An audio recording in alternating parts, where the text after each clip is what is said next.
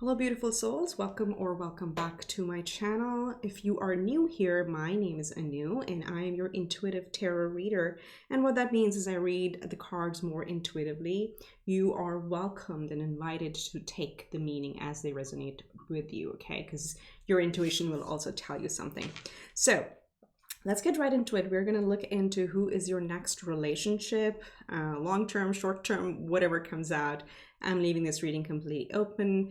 As long as you identify as single at this moment, this could be your reading, okay? And you can choose multiple piles. We have option 1, option 2, option 3. Let me bring these up close. So this one is called the Bismuth. I'll let you look at this.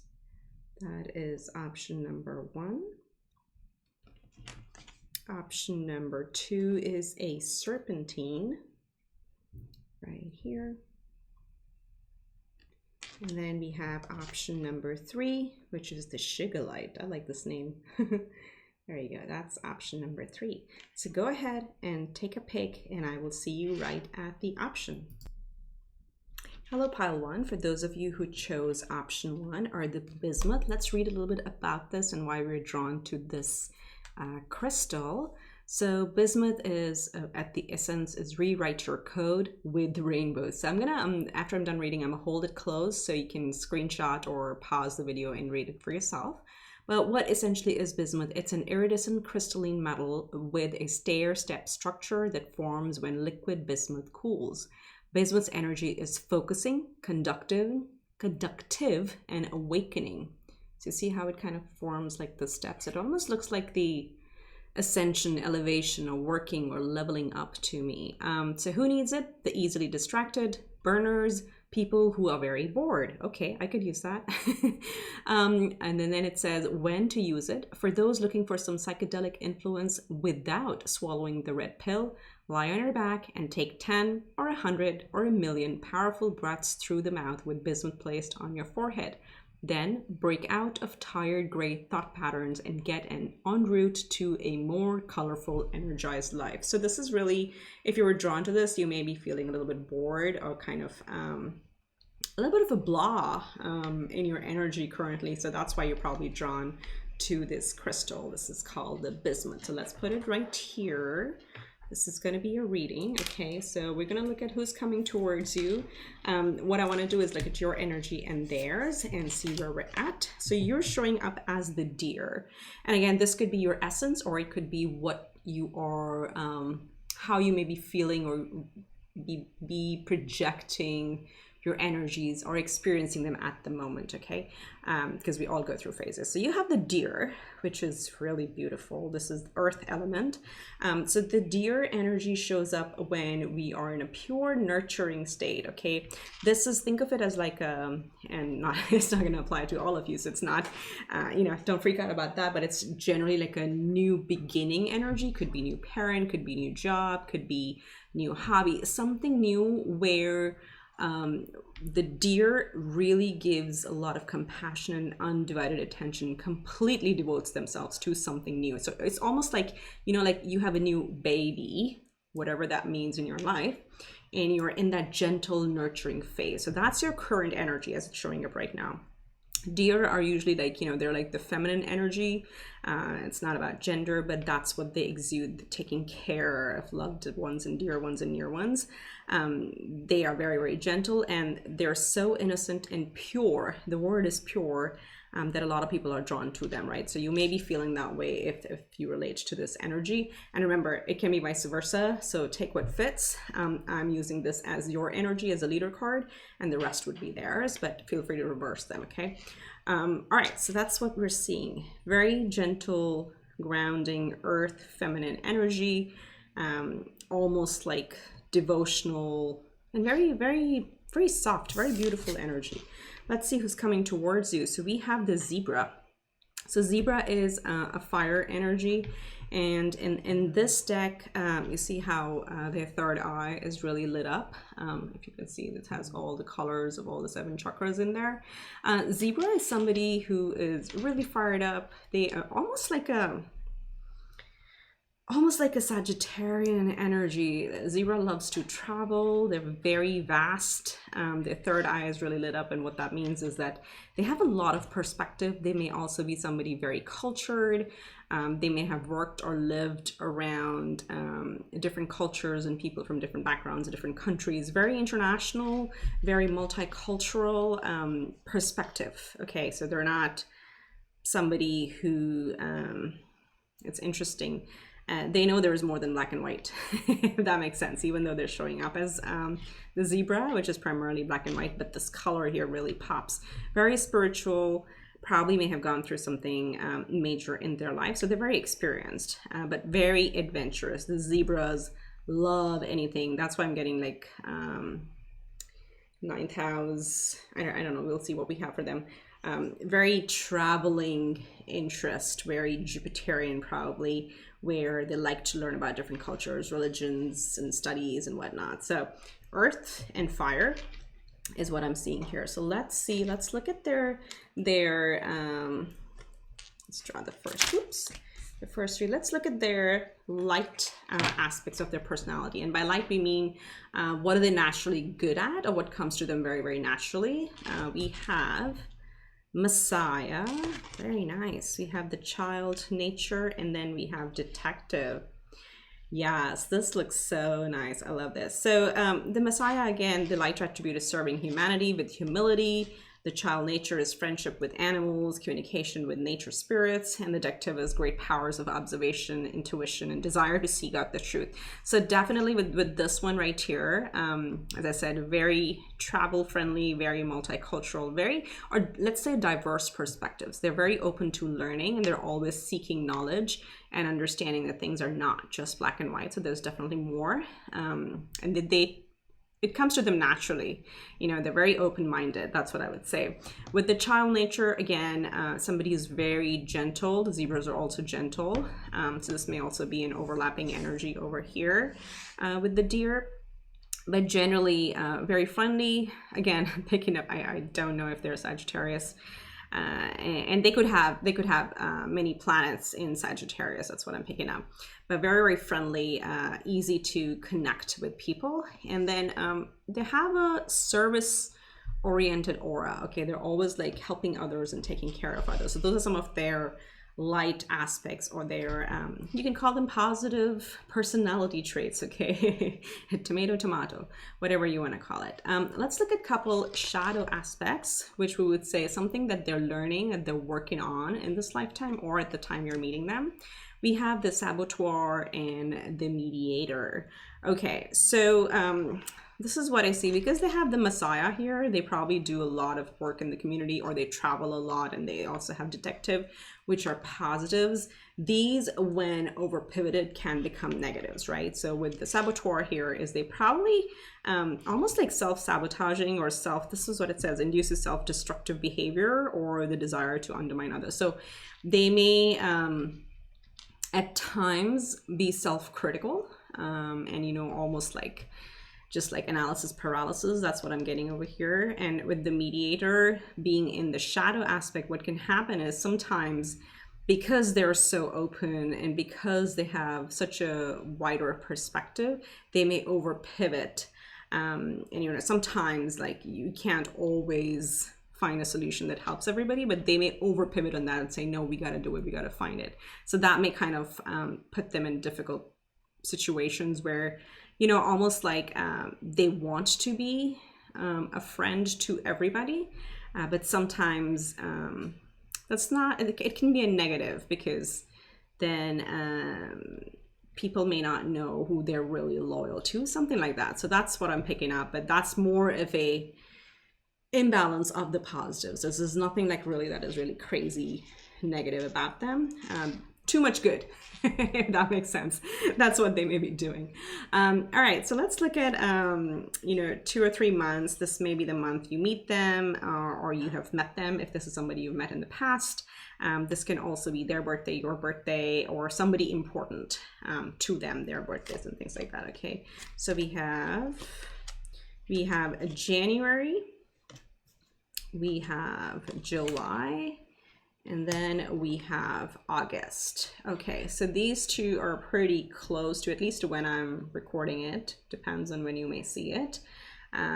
These seem pretty close in terms of timeline to me, or like next year, January, which is like within, I would say 1 to 6 months or 7 months out if you haven't met this person, or this could be their birthday or anything. This is again going to be the prominent elements that we may see. Ooh, interesting. We have air and we have Gemini. Okay, this is very interesting. So this may go back to their mediator and their detective and their messiah, which is all about communications. Okay, again, this is like a double confirmation almost. You may find with the air card and with the Gemini, Gemini is an air sign, so it could be their sun, moon, rising, or the way it helps to think about is what they're naturally good at. So they may not be a Gemini, but they may have a lot of planets in Gemini, if that makes sense. So what comes naturally to people with air and Gemini is communication. They're very articulate. They can talk to any groups, any people, one-on-one, one-to-many. They are just a natural. They are just a natural. That's what I see, mediator, detective, messiah. Communications and talking and, you know, ice breaking, anything all the way down to very mature, deep level intellectual discussions that may come to them extremely easily. And of course with the zebra as well, because they definitely have very deep perspectives within them. And how can you tell? Like, of course, a lot of people, you know, think about how to ask somebody what their sun, moon, rising sign is. It's not really about that. It's really their elements. For example, I am a Capricorn sun, a Gemini moon, and a Scorpio rising. So I have earth, air, and water on my natal chart. But the biggest element I have in my natal chart is actually fire. I have a lot of planets in Sagittarius. So that's what people perceive me as, mostly as a Scorpio, like kind of weirdly mysterious looking. I'm like, you know, kind of like drawn, like what is she up to? But they also know that I have a lot of passion and a lot of fire. So those stand out regardless of the sun, moon, rising. Okay, so definitely somebody who is very good with communications and may have a lot of air in their sign, or in their elements. All right, and let's see when you meet them or when you reconnect with them, if this is somebody you know. I just wanted to see what house they may be working on. So they have the 10th house. All right, this is our social standing, our reputation, our status, our career, what we're known for in society. So they may be going through a major career change. They may be focused on that. They may be figuring out what the next step is. So this is, it's more than the second house. It's more than just the income. It's really about the social standing. It's about the status. Let me just see how I want to place these cards. It's about the status. It's about, they could be starting a business, or they may be starting a new job, something like that, where this is their social standing that they're working through when you meet or reconnect with them. Okay, I'm trying to get these in the shot. There we go. I guess that works. Sorry, the first option is always where I have to experiment a little bit more with the placements. Okay, so there we have it right at the edge. All right, so let's get to know them. This is fun.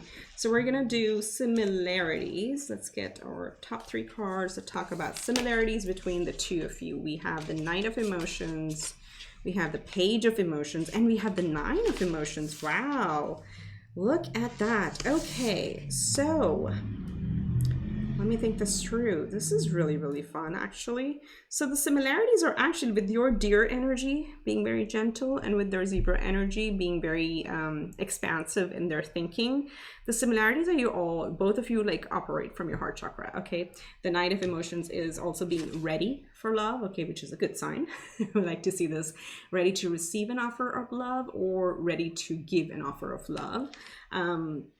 Page of Emotions, definitely ready for a new start in love, okay? And then we have the 9 of Emotions, really focusing on what makes you happy. So what may be like really the biggest similarity I see here between the two of you is an open heart chakra, Okay, like this green here, and there's all the 7 chakras, and look at the greens over here as well.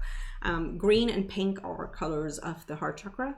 So both of you at this time are pretty in a very good spot, very healed and ready for new beginnings. Okay, so it's interesting how this is also the green and pink on the chart. So that's what I'm picking up. So stay in that energy, stay in the happy energy, so the heart-centered energy.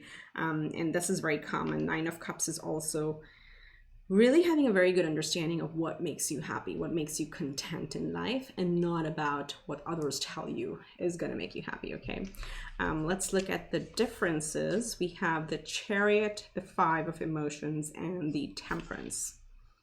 Okay, put this over here a little bit. All right, so the differences I see, we have 2 major arcanas here. The Chariot and the Temperance, and then in the middle we have the 5 of Emotions, which is the 5 of Cups, right? So this kind of shows me that both of you are definitely like ready to move forward, ready to be open to love. Sorry, this is going to drive me nuts if I don't get the alignment right. If you've seen my readings, I have to get the alignments right and evenly spread out.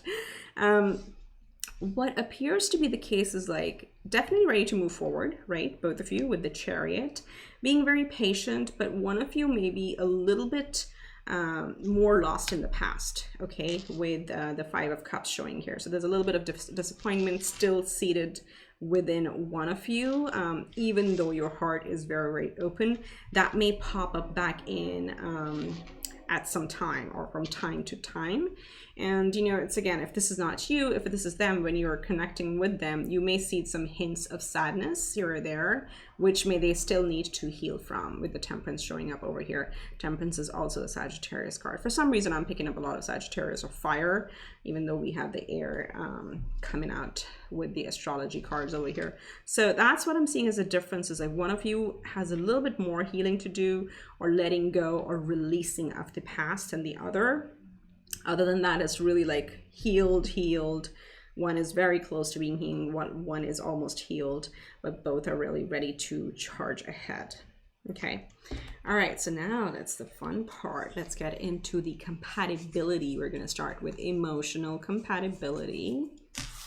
Let's see what we have.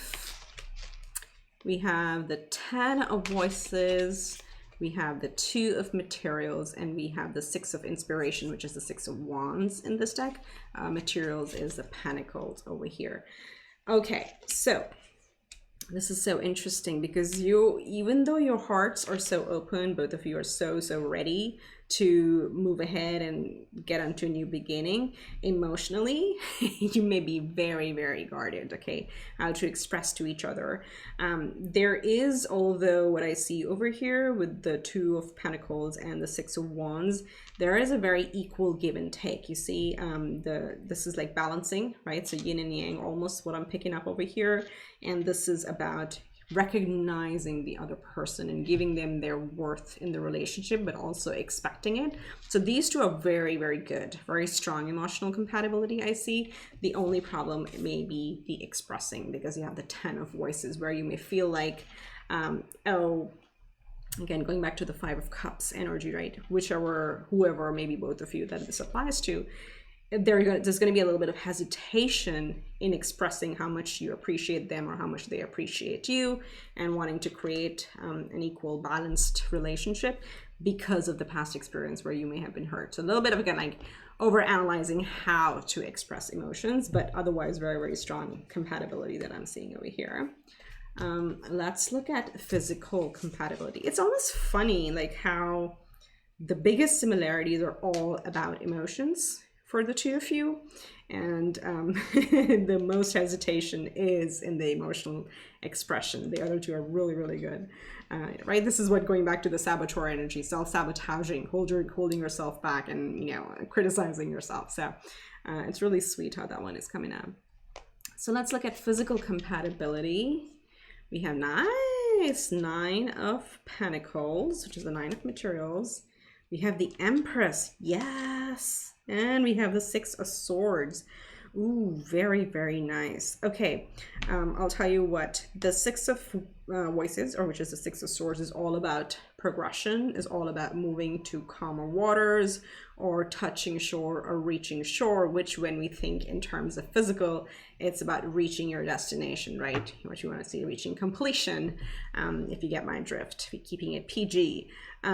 With the Empress, again, this could be a very, very fertile connection.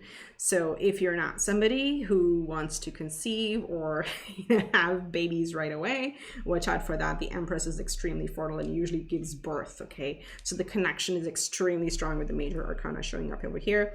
And with the Nine of Pentacles is also about freedom and confidence and self-expression. So both of you are not going to hold back when it comes to physical connections. There's a lot of confidence, and if not, then again, you're being called to step into that energy. Confidence in your bodies, confidence in the connection, and really something solid connection. This is not a flighty connection that I'm seeing, but definitely very, very fertile, very, very solid. It's going to make you both very happy, and definitely a lot of completions with the Six of Voices. This may also mean very different physically than any of the past connections, because the Six of Voices talks about leaving the past and moving into calmer waters. So not a physical connection that you've experienced in the past. So this may be really, really good.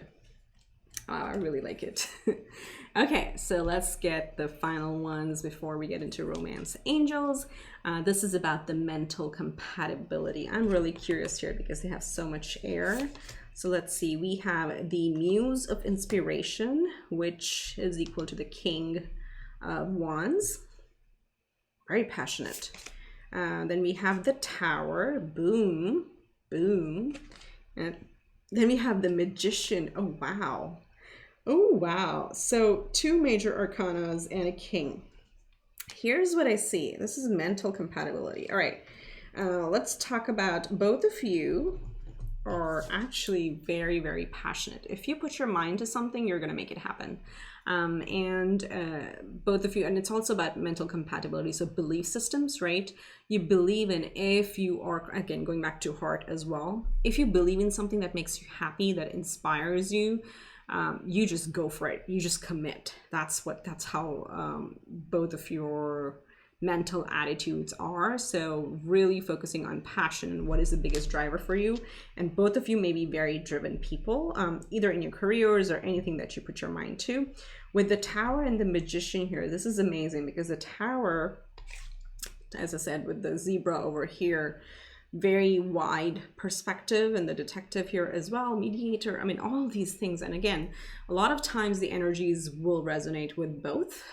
That's how it usually goes. But with the Tower here in mental compatibility, literally you will break down the problem no matter what. If there is an issue, both of you will talk about it, will communicate about it, and make sure there are no cracks in the foundation. Does that make sense? So what I see, this is a major strength mentally when you're connecting. You're kind of, as I said, committed to the level that there should be no room for doubt in anything. So there should be no hesitation. If something is bothering you, we'll talk about it. So you make sure that the foundation of the relationship is set right. Very, very powerful. This is building on your own terms, building this connection on your own terms that works for the both of you. And then of course with the Magician, like look at this, we're closing out the reading with the Magician card. Again, similar to the Muse of Inspiration or the King of Wands, the Magician has all the elements. Both of you believe in you can create your life how you want it, and that it's in your control and not in somebody else's control. Very, very strong-willed, both of you, very motivated. That's what I'm seeing. And then just like you'll manifest whatever you want, and both of you will support each other. That's what I feel, because it's such a strong mental connection. Actually, this is like very, very, this is amazing. I have to tell you that you picked an amazing group, because here, mentally, very, very compatible. You know, have to work things out, believe in self, go with the inspiration, and support each other in your inspirations. Going back to the physical, really, really solid connection over here. And your similarities are also, there weren't that many differences either, if you remember. Similarities all operating from a heart chakra, very open. The only thing we have here is 10 of voices, which is 10 of swords. So just stop stressing and over stressing, okay? All right, group one, let's close your reading with 2 romance angel messages and see what we have. This says, keep an open mind. Your soulmate may differ from your usual type and expectations. And we're seeing, like, if you were identifying with the deer, then you're very earthly, they're very fiery and airy. So be open to that, and vice versa too. And then we have, you deserve love 100%. You are lovable. So stay, and you really do. I mean, look at all the cups. You already are in that open heart energy. I would say stay in that energy. And this, in terms of timing, looks like it's coming pretty close. It's at between 1 to 6 months is what I'm seeing over here. All right. This is the messages I'm getting for you, pile 1. Wish you much love and light. Hashtag claim it. Drop me a comment if you feel like it. And do remember to hit the subscribe button. I'll see you next time around. Bye. Hi, group 2. This is for those of you who chose the Serpentine. Let's read about it quickly, and I'll hold it closer so you can also pause later and take a screenshot if you want to. So at its essence, it's awaken your reptilian nature, as it's called, Serpentine, right? So I think it's about really awakening. It's interesting. The previous one also had ladders, and I was getting the energy of leveling up. And with the Serpentine, it talks about reptilian nature. So what it is, a lime to kale green stone with the reptilian appearance. Serpentine's activating energy is like a deep exfoliating treatment for the spiritual self. Interesting.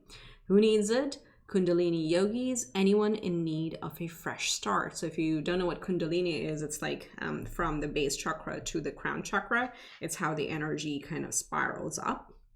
That's what it's about. And it's, again, that's where you get inspiration. So when to use it, when it's time to let go of tired beliefs and get stuck energy unstuck. If Serpentine arrives in your life, it's an invitation to rip off all proverbial band-aids and regroup. Hit the sauna, sweat it out, and release all lingering drama. And I'll let you read this part, where to put it later on. So just hold it over here. Also, in general, because this sentence over here, if Serpentine arrives in your life, this may be a time for major transformation for you.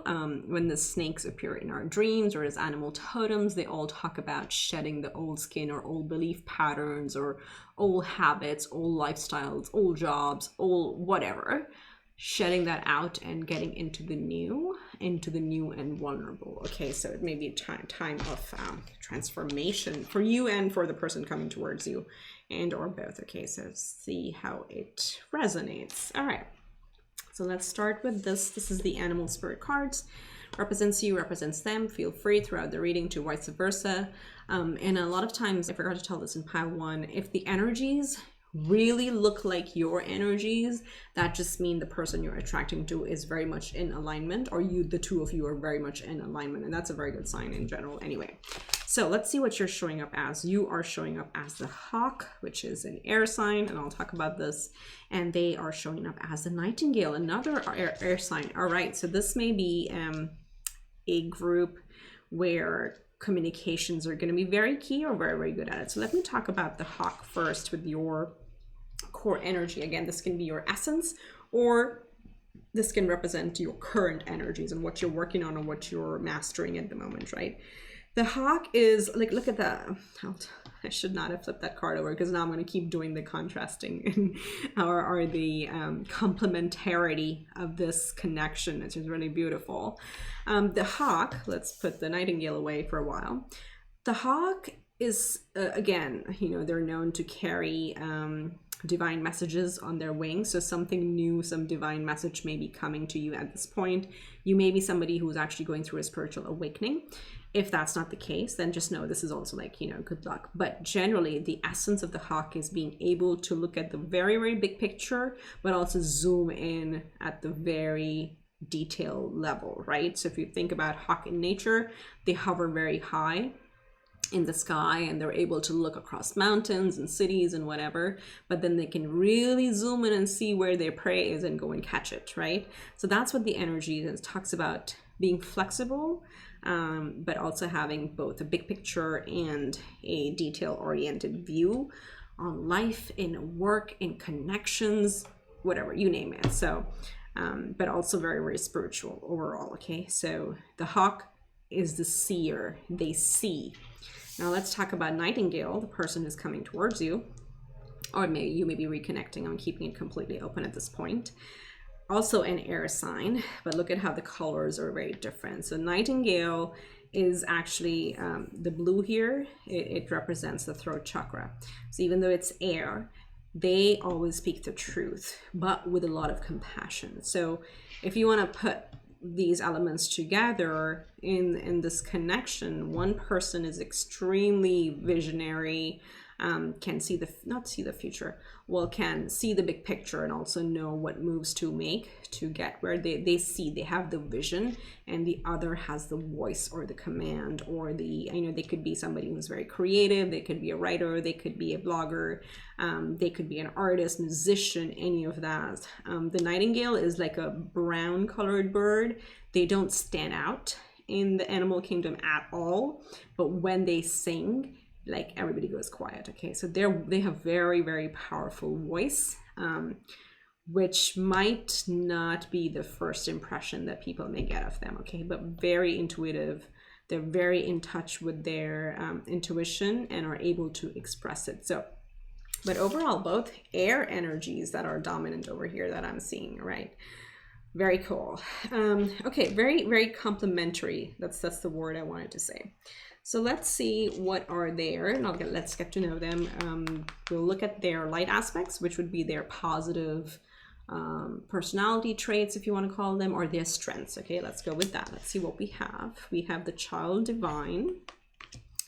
We have the guide. Of course, the guide has to come with their speaking abilities.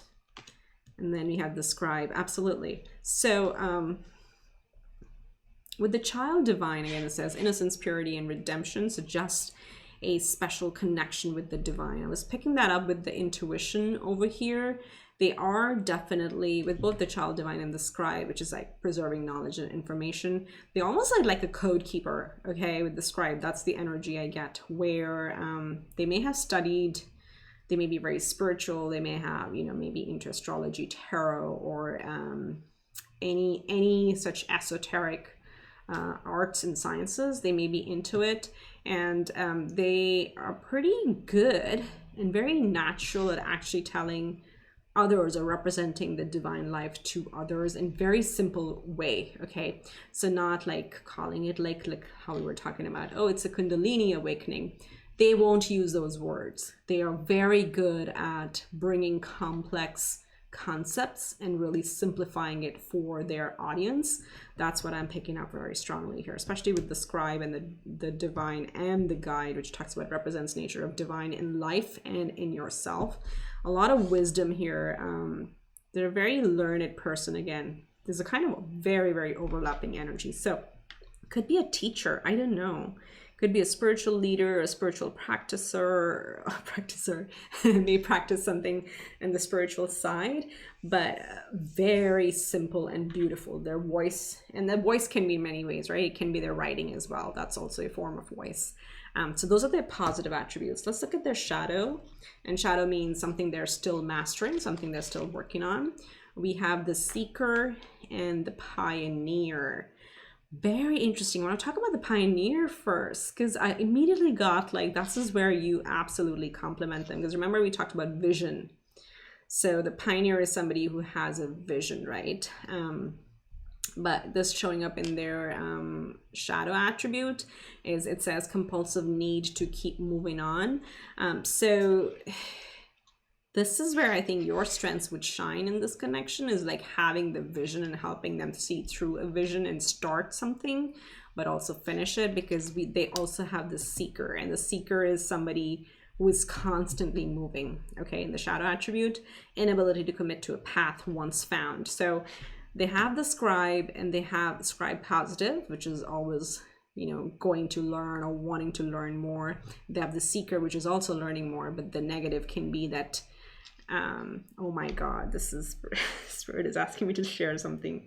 That is something in me, I'll tell you. I like buying books, but I'm not a reader. I literally will pick a book, and I'm like a, you know, a tech person. I'll read the what we call TLDR, just like snippets of it from a book, and I'll move on to the next one.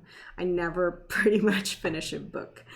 So that could be something like them. They may start projects, but they never see it to completion. With the pioneer being here, they may be starting it, but they may just like keep moving. That's what it says over here, keep moving on. So, well, I have to clarify, I do finish my projects, but it's just the books that I have trouble with. They have the scribe and the seeker here. So they may be somebody who's always seeking knowledge, but they may be like moving on to the next project, the next thing overall. So interesting. And I think that's where that looks like your strength over here, with having the vision, the big picture, and then also the detailed steps, how to get there and how to complete it. Very interesting connection. All right, so let's see, I got like 3 months for you. This may be your birthday, their birthday, the month you meet them or reconnect with them, or it could be like a month that's important to somebody very important in their life, right? Their mother, their father, whoever, something like that. So we have March. We have August. This is also in pile 1. And then we have December. Okay, so we're seeing, you could have met them in March, or it could be their birthday, or something may happen in August or December, depending on when you see this. So I'm using this as sort of a timing perspective as well. So we're looking at when major milestone may be met in this connection. It could be anywhere from 2 months out to 9 months. That's what I would say, 2 to 9 months. So within a year, some major milestone may be reached in this connection. Let's look at some elements, astrological elements. We have air, which was also in pile 1, so you may have also chosen pile 1. And then we have Pisces. Interesting. So air makes complete sense to me, because like air. So this could again be a very overlapping energy I'm getting, where I feel both of you have a lot of air. And I was explaining it to pile 1. Air does not mean just your sun, moon, rising. It could be where you have the most planets in your chart. So you may have a lot of planets in air signs like Gemini, Aquarius, Libra. Those are the air signs. So you may have a lot of planets in any one or two or three of those in your natal chart. But with the Pisces coming out here, they really actually go with the flow. Okay, there are 2 things here with the seeker and the pioneer and Pisces coming up. You know, Pisces always like, it's the fish. It goes with the flow. It does not resist change. So they may be very open to change, very flexible overall. But the Pisces also, and you know, it represents the 12th house. So that talks about, that's the undoing. That's the psychological house. That's our psyche. That's our mental state. That's the house of psychology and therapy and really the undoing. Okay, the birth and rebirth house, that's what it is. So all very, very good. The only, I would say, thing that I'm getting the sense of hesitation is going back to the seeker and the pioneer shadow aspects, where Pisces, if you have too much Pisces in your chart, you're also not able to complete things, because you know, you're always flowing. So just one thing to another, can be a little bit of an indecisive energy. So just that's something that I'm picking up on for their personality. Okay. All right. So let's see when you meet them, or if you've met them already, if you reconnect with them, what could be the main area what they're working on, the astrological house. I can't speak. Astrological house. Oh, interesting. They may be working on the 1st house.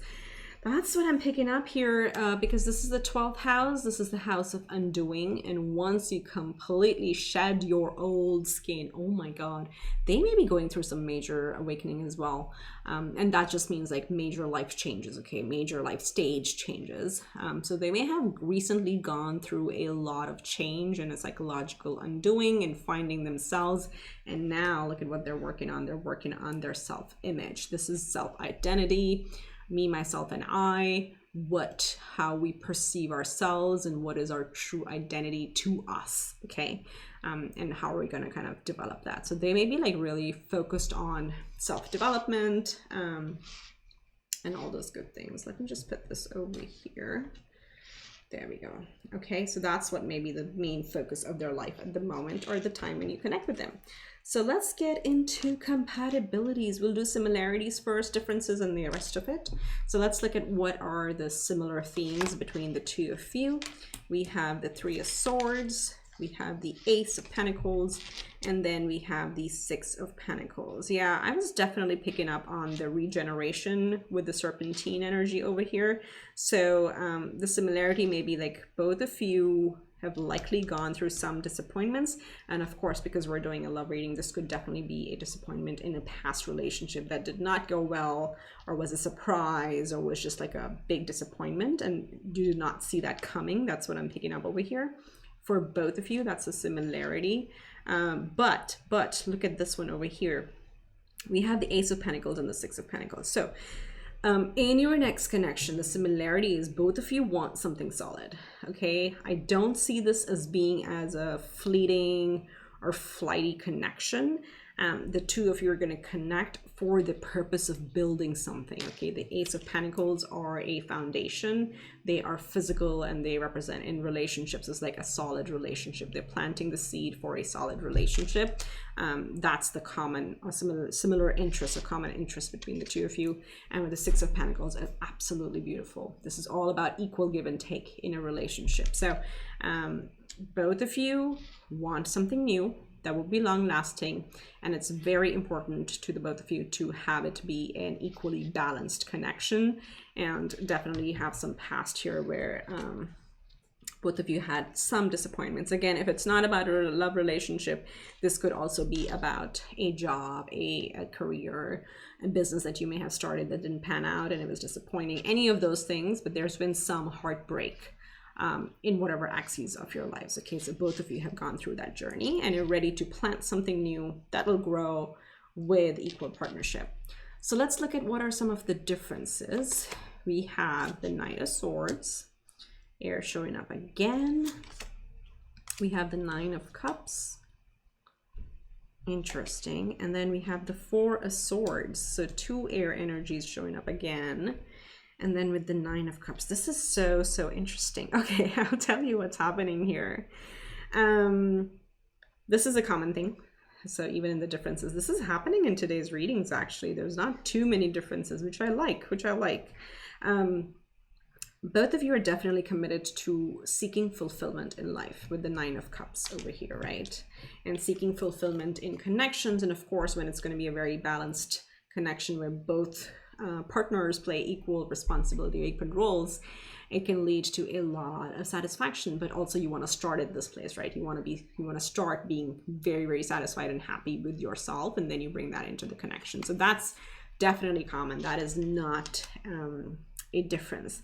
The difference is in the approach. So one has the Knight of Swords and the other has the Four of Swords. So one person is more of a go-getter, okay? This is in terms of personality or anything in this relationship as well, will be more of a giver, a go-getter who will just charge ahead and express themselves or go conquer their goals. Sorry about the car. That guy is just going. His race car. Sorry, I live on a busy street. But that's the approach here. One person is gung-ho, full of energy, wants to go in. And again, it's not good or bad. There's nothing like that. That's just the characteristic I'm picking up on. And to me, that sounds more like the hawk. So I'm associating this a little bit more with you. Feel free to reverse it. Whereas the other person is more of a attractor. Does that make sense? This person believes in self-restoration, believes in self-care, takes the time, and may be much slower to move in attaining the same happiness. They have more of a, they probably believe more in manifesting things and attracting to them, versus one person thinks more of like, no, if I want something, I'm going to go get it and I'm going to co-create with spirit, but I'm the one who's putting in the effort, and the other person thinks like, no, I'm just going to put it out there, I'm going to sit back and receive, but the end goal is really the fulfillment and the happiness. Okay, so the approach is different, the goals are still manifesting happiness at the end of the day. Very interesting.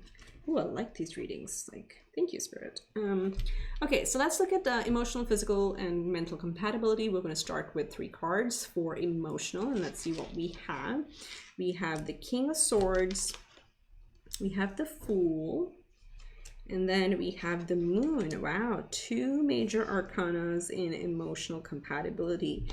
Oh, with let's start with the Moon here. Definitely very intuitive.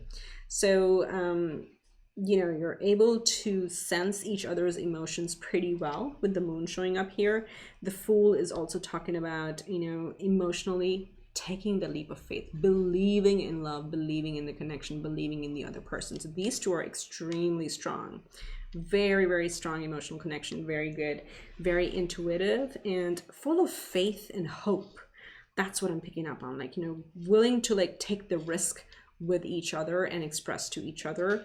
With the King of Swords here, also being very, very clear in how you express yourselves. The King is like very experienced. They know, they have their strategy in their mind and they express it and they go get it again, right? The go-getter energy is coming up. It's almost the Knight is graduating to the King when it comes to emotional connection. So very intuitive, very full of faith, very soft, very connected emotionally, but very, very strong thing. What I see is the King of Swords actually able to express that with ease. And in a lot of connections, this is the hardest part. This is the spot where a lot of connections struggle, because we keep waiting for the other person to say something and we never take the first step. This to me tells you will or they will express whatever they feel very easily and with comfort, and comfort is another word, with mastery. Like, it comes very naturally. Okay, of course I'm not surprised because there's so much air here that expressing and communication may be a very easy thing in this connection. So let's see, how is your physical compatibility going to be? We have the Knight of Cups, Temperance, and then we have the King of Wands. Ooh, I really like this.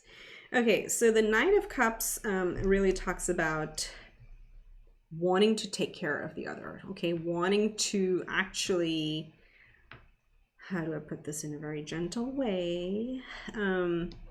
They want to please you, you want to please them. That's what the Knight of Cups means. So like being open to understanding what physically inspires or drives the other person, okay? And then being very open and listening to it and then actually participating in that. With the King of Wands, there is definitely a lot of passion. There may be a lot of bedroom play over here, a lot of it with the King of Wands showing up. Very, very heated connection. And with the Temperance, again, Temperance is the balance card. Okay, we also had the Six of Pentacles. So all these, what this is telling me is like, you both will take care of each other's physical needs and you will adapt and be open to it and make sure that both of you do get to reach completion. And there'll be a lot of it. Okay, with the King of Wands showing up, there'll be a lot of action in this connection. But I think a lot of, with the Temperance and with the Knight of Cups here, with the cups showing, the cups and the water represent completion in the physical sense. So definitely making sure you both reach completion and going to be there to help each other out. Okay, very nice, very, very nice. So last, let's see mental compatibility. We have Justice. Bam, look at the majors coming here. We have the Ace of Swords. Of course, we have to get another sword card, and the Emperor. All right, so when it comes to mental, definitely like fair protector. So Justice is all about balance. Again, going back, you have so many themes. I think you complement each other very well in every single aspect, emotionally, physically, mentally, general way of life, general belief system. There's a lot of complementarity in this connection. Justice talks about being fair and true and really listening to both sides of an argument or a discussion or a topic, whatever you want to call it. with the Ace of Swords is clarity. Look, we have Ace of Swords, we have King of Swords, we have Knight of Swords, we have Four of Swords, we have the element of air right here, right? So, man, communications are fabulous in this connection. So this is also the sword of truth. So both of you believe in mental clarity and fairness at the end of the day. And once you have that fairness and understanding of what the other person is expressing, we have the Emperor. The Emperor is the king of all kings, or you can say the father of all kings, whatever you want to call him. But this is somebody who is very protective. So both of you will guard, you know, each other. You'll look out for each other. You'll take care of each other. There's a very protective energy. You know, it's like almost like it's very actually very sweet. You know how sometimes in a connection one person gets a little envious if their partner is being bothered or getting a lot of attention. There could be a little bit of that cute envy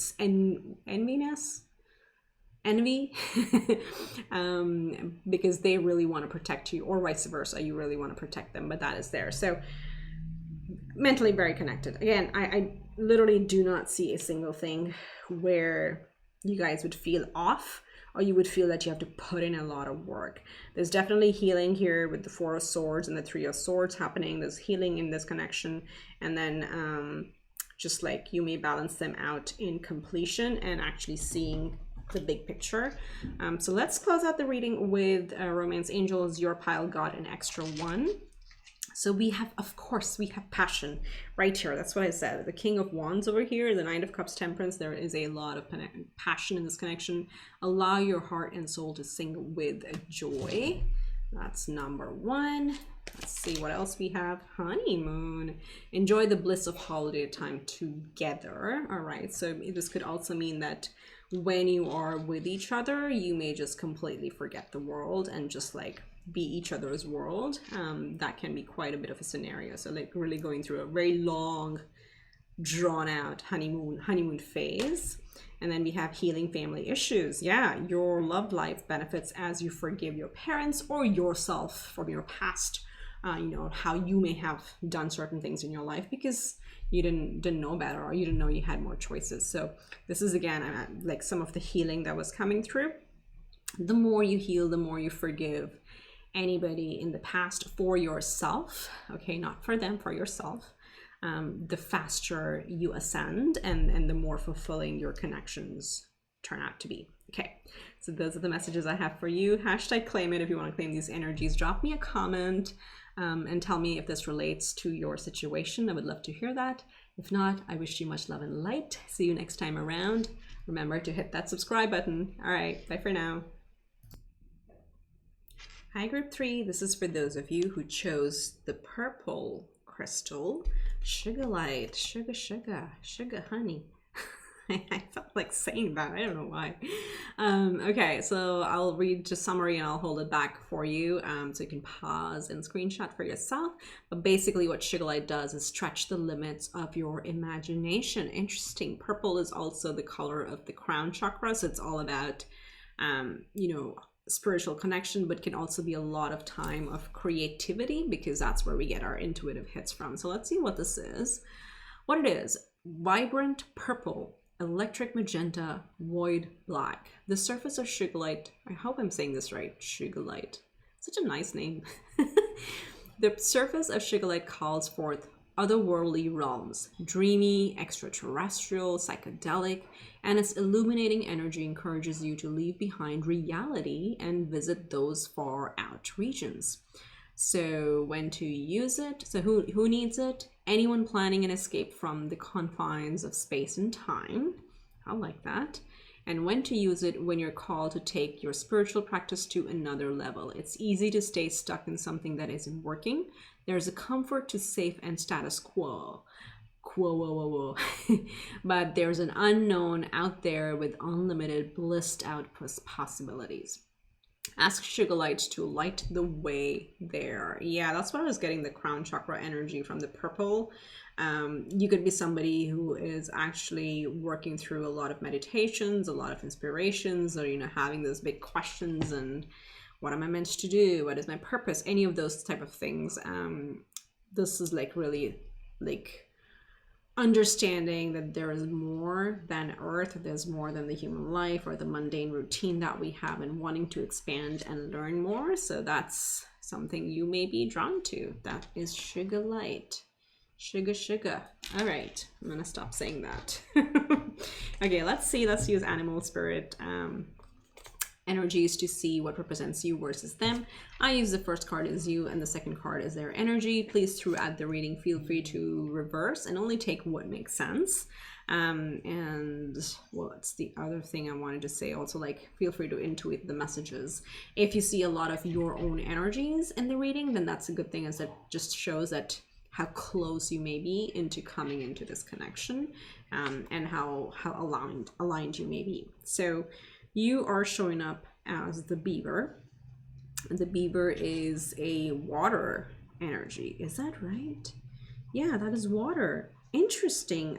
So this is how this deck is very, very interesting. Even though it's heavy earth energy, the element is water. So emotions, taking care is very important to you. Now the beaver represents literally hard-working person. Okay, the beavers work really hard. It does represent more of a masculine energy to me, and again, it's not about gender. It's about the masculine side like puts in a lot of physical labor, hard work into it. So the beaver is somebody who will work to make sure the family and the loved ones and near dear ones are taken care of. Family, financial stability. It's almost like the fourth house, the Four of Wands type of energy, where the beaver works tirelessly to make sure everything is stable. And they're very, very committed, very hardworking. And of course, they're committed because they're very emotionally connected to that, right? So water element is very strong. Probably more of a doer than a starter, if that makes sense. I do not mean that in a negative way. We all have different personality traits, but at this time with the beaver showing up, you may be somebody, even in the workplace, if you want to think, if you commit to something, you will see it to completion. You may be somebody who gets projects that require long-term commitment. That's the energy that comes from the beaver. Okay, so let's look at the person who's coming towards you, or you're reconnecting. I'm leaving it open, see as it fits. They are represented by the tiger energy. Now this is so beautiful. Let me tell you something. So see how I associate this with earth, but the element is water. And if you think of a tiger, it's represented by fire, which makes sense. But this card in this deck, the biggest thing that the author calls out is actually the moon on their third eye. So this is about intuition. So this is about water. So you see how it's like both of you may have multiple elemental strengths to you, or may have a very wide range on the spectrum of elements. Okay, that it's not that for this one, for example, it's earth, it's like grinding, working comes naturally, but that doesn't mean that you're emotionally disconnected. Same over here. Just because the tiger is full of fire does not mean that you're disconnected from their intuition. The tiger energy is really, really highly intuitive, and this is more of a feminine side. The intuition, the moon, Luna, always represents our feminine side, our divine feminine, not about gender. So it's interesting. I think this is very, very flip-floppy or complementary, again, just like pile 2 as well. There were different elements of complementarity there. I don't want to give that whole thing away in case you want to watch it, but this is very, very unique. You both may be underestimated in what you're actually really good at, and that's what may surprise people. So together it will be a very, very interesting and powerful combination. So back to this person.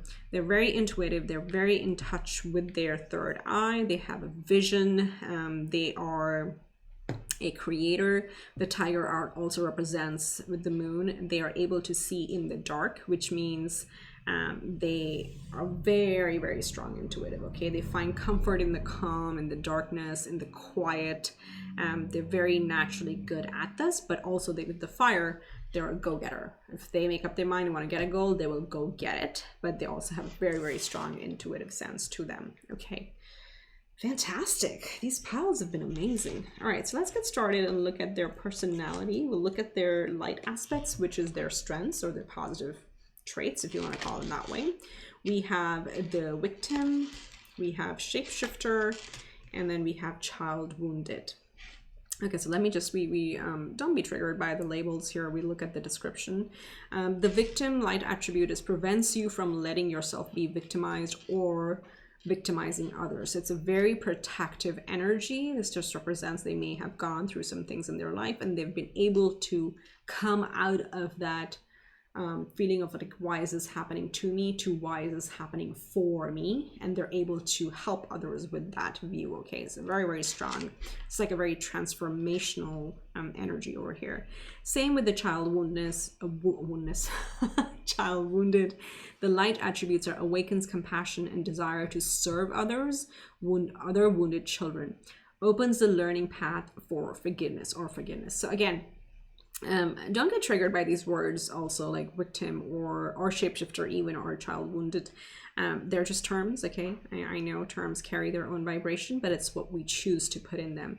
The child wounded does not have to mean they've had childhood, like abandonment issues or child abuse or anything like that. It's not always like that. This can mean simply being in an environment that wasn't the best they could have. Okay, this could relate to monetary situation. This could relate to, well, maybe the family moved a lot. Okay, so they probably did not get as much time to spend with their parent or parents. This could be any of that. Okay, or this could be like, maybe they were always compared to somebody else and they weren't good enough unless they got a certain grade or whatever. So it comes in different shapes and forms.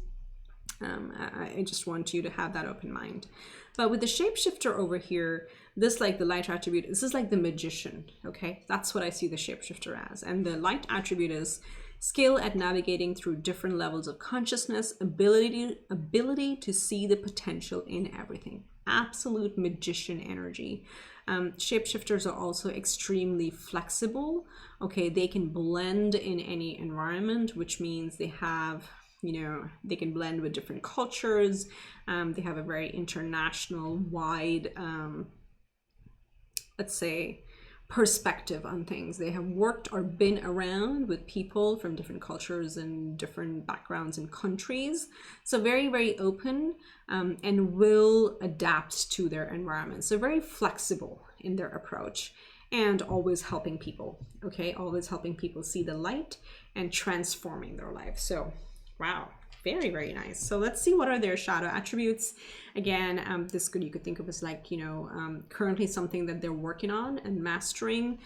Can be, you can call it negative traits. I just like to call it shadow attributes. So we have the monk or nun, and the shadow attribute is negative judgment of the physical world, excess piety.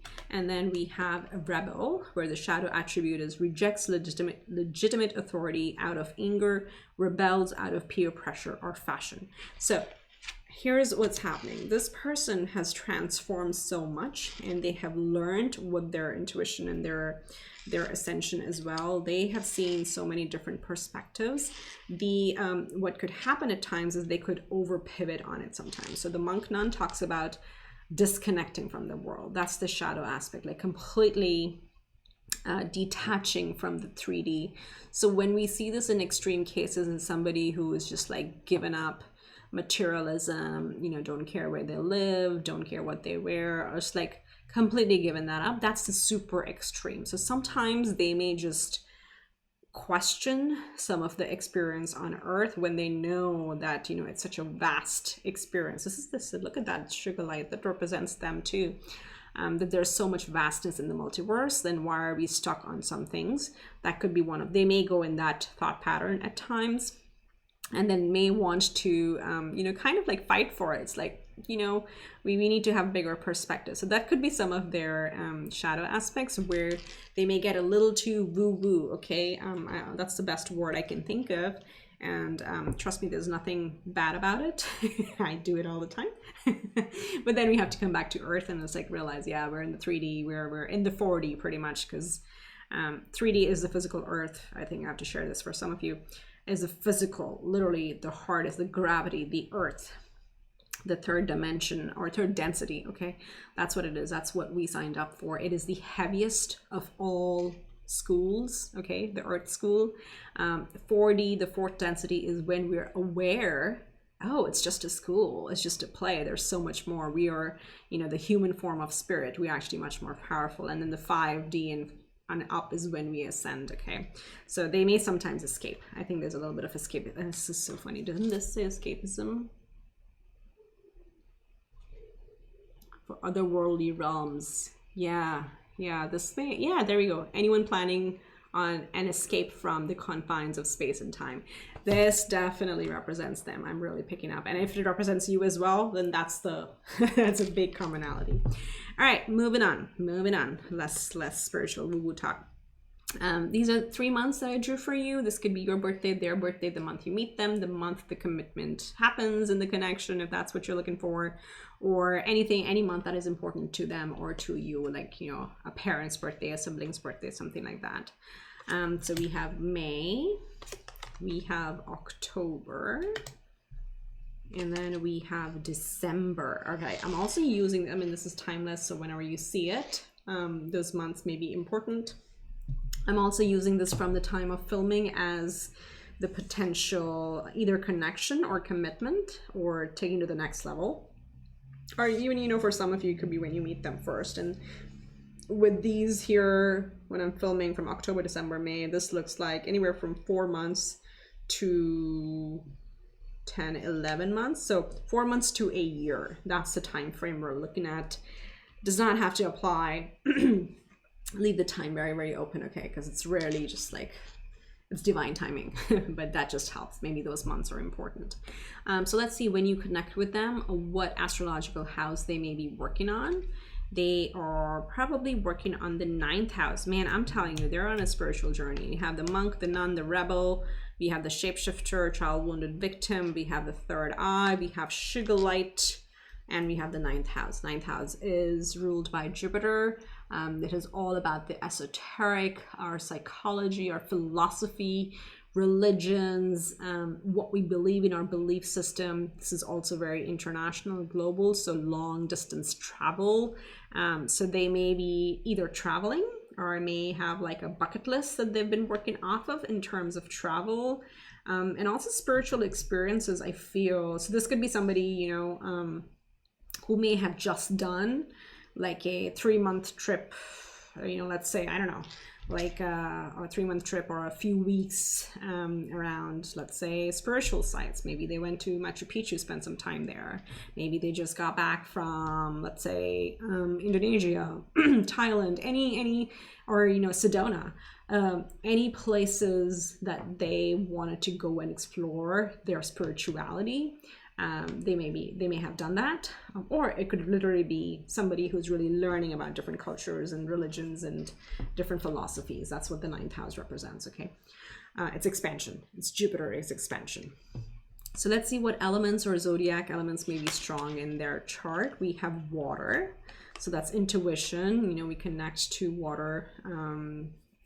Our emotions and our intuition is represented by water. And then we have Mercury, which is actually expressing, so which is very, very interesting. That's what I was getting over here, like with the child wounded and the victim, where they're able to help others come out of it. They can connect to things emotionally very well. They can identify with it, and then they can express it in a way that they lift other people. So they may be a very strong communicator.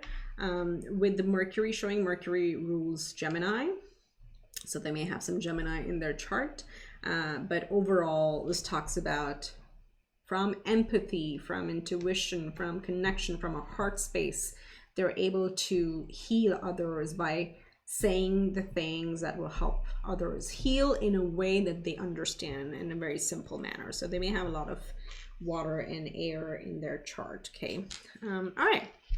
So let's get into this connection and see what the similarities are. We'll do similarities, differences, and then a bunch of compatibilities. Let's see what we have. The similarities, we have the 8 of Cups, we have the Judgment, and then we have the Tower. Wow. Wow, you guys. Take it if it resonates. Again, all the purple With this, what I see here, definitely have left something behind, both of you. Okay, because this is the similarity section, so the energies will apply to both of you. Now, for some of you, this is definitely about a long-term connection, a relationship that you have left or, you know, has ended. For others, it could be career, it could be education. For others, it could be like I'm picking up with the 9th house and the Sugalite and all the spiritual energy over here. I'm also picking up belief systems. You may be somebody who left a religion or joined a religion, or, you know, joined a spiritual school or left a spiritual school or changed spiritual community. You know, you get these soulmates in our journey. When you're at a particular lesson, you learn from them and then you move on. Okay, that's what I'm seeing. And definitely moved on. That's what this energy is for sure. And your angels are protecting you with the fire sirens out there. And then with the Judgment and the Tower, again, this could be a group where either you or your person has separated and kind of broken free from a long-term karmic connection. Okay, this can mean separation, divorces. With the Tower, these two coming up together definitely for me as a reader is divorce energy. So some of you may have gone through this rebirth, this judgment time, where you walked away from something that looked good on paper, looked good from a societal perspective or picture perfect thing. You may have come out of it and separated to find your true identity. That's what the Judgment is, like answering your true calling and realizing whatever you had was built on very shaky ground. So that's what the Tower represents. Again, if it's not you, this could be their energy, but I'm sensing in either axes of your life, be it work, career, money, relationships, lifestyle, health patterns, spiritual beliefs, this has happened. You have definitely disassociated with something major and has led to a lot of transformation in your lives. That's what I'm seeing. Okay, all right, so let's look at some of the differences. This is a very spiritual connection, very, very good. Differences, we have the 4 of Pentacles, we have the 9 of Wands, and then we have the Knight of Pentacles.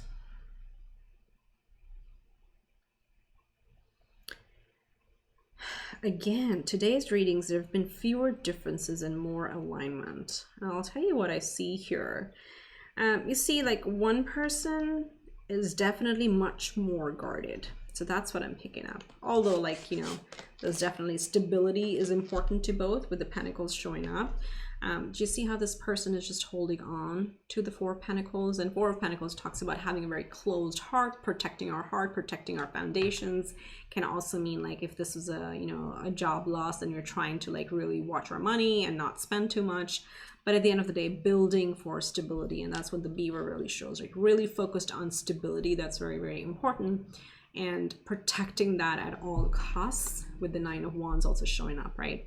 So, you know, very fiery energy, very protective, on guard, will not let anybody through, and also has somebody who has really learned how to create their boundaries. Okay, so that's, again, that's common. Now, what's different here is how one of you is probably more in a closed energy and a guarded energy, while the other person is actually started to make momentum and starting to work on their life, starting to travel, so to speak. Like with the 9th house here, again, I'm picking up, could be them, could be you. 9th house also talks about, look at all these sirens, man. This connection is on point. All right. So a lot of protection around you for sure. The Knight of Pentacles represents somebody who is on the move, even though they are slow as hell. Okay, they're the slowest knight in the deck, but this person is on the move. They have picked up the pieces. They have healed enough to start actually moving towards this connection, whereas the other person is a little, they're ready, but it's the energy of you come to me. This person is I'm coming to you. Okay, so whoever this resonates with, you know, feel free to apply the energy or take which one you identify yourself with. But that's the only difference. For both people, stability is important.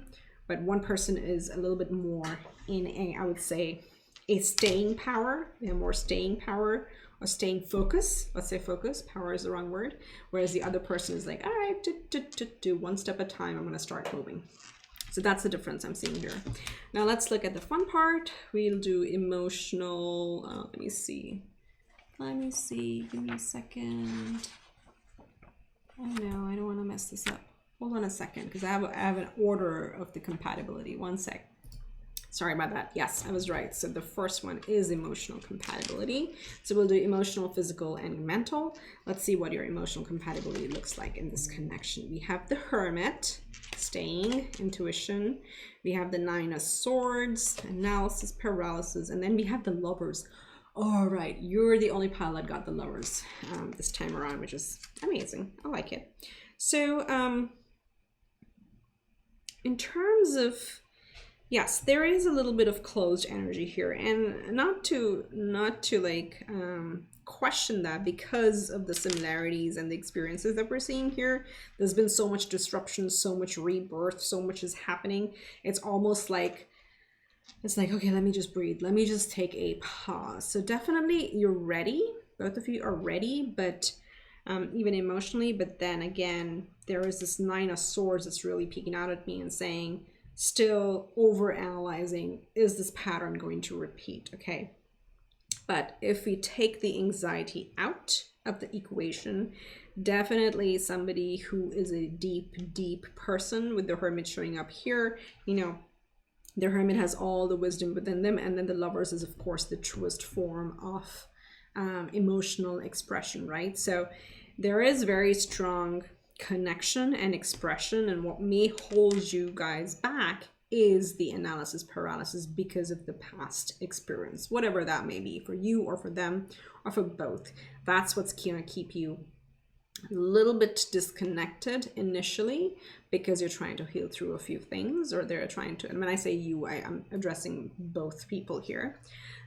But overall, definitely very deeply rooted emotions, and know exactly what your heart's desire, and very committed to a divine partnership, okay, with the Lovers showing up. So very compatible, but a little in your head, quite a bit in your head actually, with the Nine of Swords. Okay, so meditation would help, Sugalite would help, anything like that where you can escape from the mental chaos. That would really help. Okay, all right, so let's look at physical compatibility.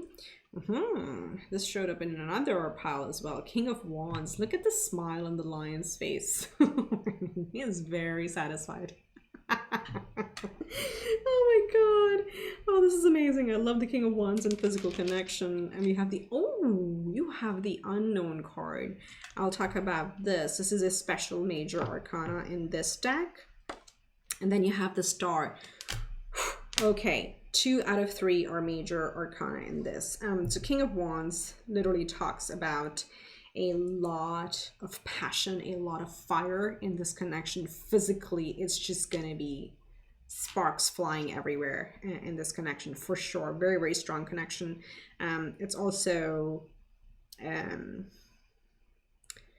I feel like in this connection with the Unknown card showing up, which is like, Unknown is like, it says your wish is granted. Whatever you wish for will come to fruition. It's like the crystal ball. Whatever you put the vision into it is going to come true. So when this is showing up in physical, like this is going to be a connection where there's, again, with the Star, first of all, there's a lot of healing, and you will really appreciate each other a lot. You will be the light for each other for sure.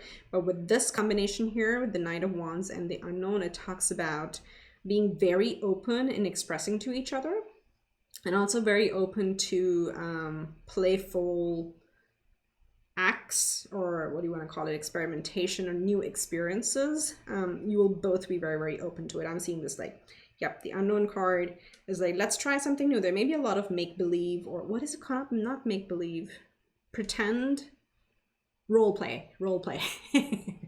That's the word I'm looking for. So there may be a lot of role play in this connection, but again, like, you know, a lot of Star is also like posing dressing up as a star, being the character in a movie. So there may be a lot of playful connection in the physical sense, which is amazing. Very playful. I really like that. I'll tell you why, especially if this is resonating the past. It takes a lot to wake up and realize that, you know, there's much more to life than our past, and we've healed and learned from that and grown, and now focus on, okay, we're here to really experience a lot much more. What should we do? So this is a very, very positive aspect, I think, of like being very playful with each other and discovering that inner child and finding that counterpart with the lovers also. It's like the Six of Cups, the lovers, playful energy with each other. Okay, beautiful. So let's see mental compatibility. We have the Mercury here. So I just want to see Mercury 9000 and the Sugalite crystal. Let's see what we have. The Queen of Pentacles. Okay, so Pentacles are always stability, solid connection. Okay, so we have the Queen of Pentacles. We have the Moon. The Moon showing up again. Didn't it come out somewhere else? I think this is where I was talking about with the Tiger, the intuition and the Moon, and then you have the water and the Mercury. Okay, so we have Moon, Major Arcana, and then the last one we have the Page of Pentacles. Okay, so let's start here. The Page of Pentacles again talks about new beginning, but something that is solid, that is going to grow. It is a solid seed. This is not something that is flighty or intermittent or temporary. Okay, it's the opposite of that. It's something that's going to stay and grow. This showing up in the mental compatibility really talks about you believe in that fresh start, that solid connection where the both of you will work together. That's showing up really, really clearly with the Page of Pentacles over here.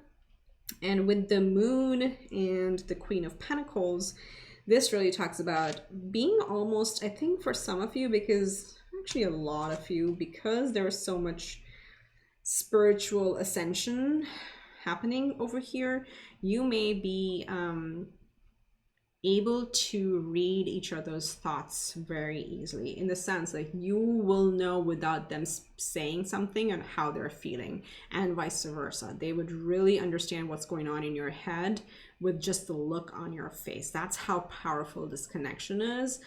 You're definitely connected in the 5D. You know, they may have visions of you, you may have visions of them. This is definitely a very, very high level connection. You're spiritually very connected. With the Moon, your intuition is on point. You will know how they feel. They will know how you feel without even uttering a word. That's how well you read each other's energies.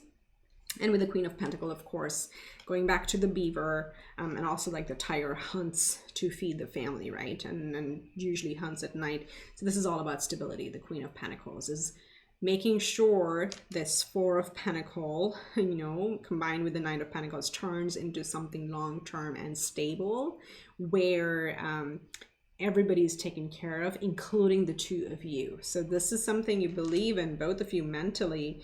You believe that you have to take care of yourself in order to help others.